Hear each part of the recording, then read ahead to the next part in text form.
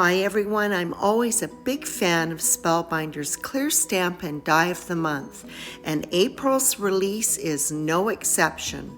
Friendship Garden is an absolutely gorgeous floral. Today's card is full of drama, and I have a great little trick for creating that look without masking. I began by stamping the image and the sentiments that I was going to use with Memento ink. The floral stamp will stay in the Misty. When I'm finished the coloring, I'll be restamping the image with Versamark ink so that it can be embossed.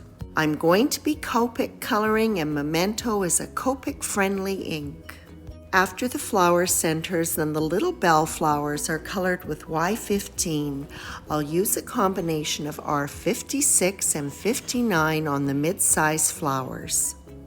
The coloring is quick and easy. I start off at the base of the flower petals with the darkest tone and then finish off with the light tone, doing a little scrubbing motion where the two color tones meet. 3 tones of soft pink were used for the larger flowers, R00, 01, and 81.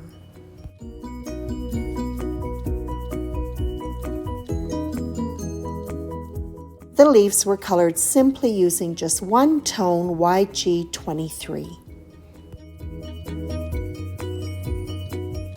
Then back into the Misty it goes, where the stamp has been left in position so it'll be perfectly aligned.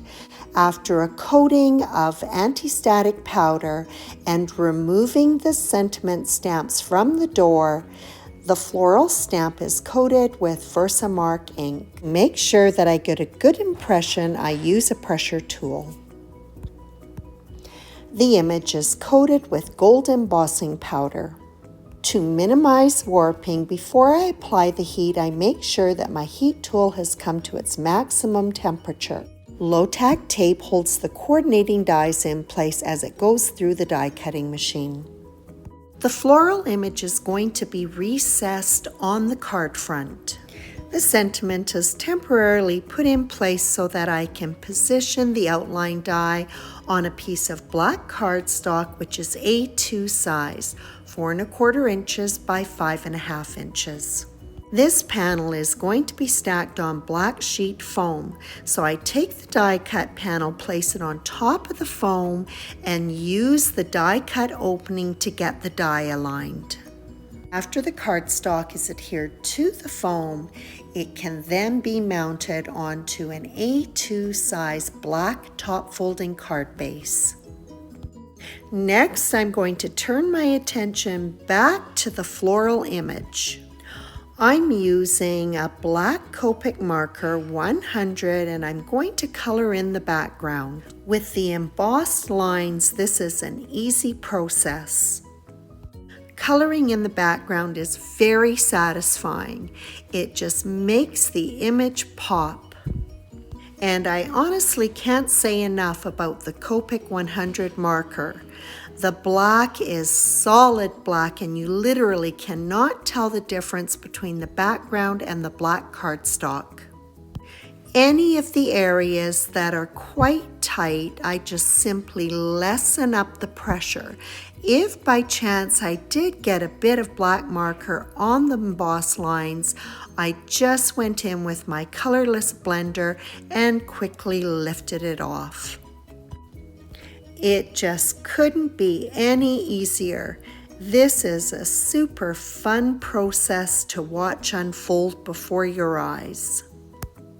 And when I'm all done, I just go in with my colorless blender again and just double check to make sure I've picked up any of the ink that may be sitting on the embossing. To adhere the floral image to the card base, I'm going to apply the adhesive to the recessed area of the card front.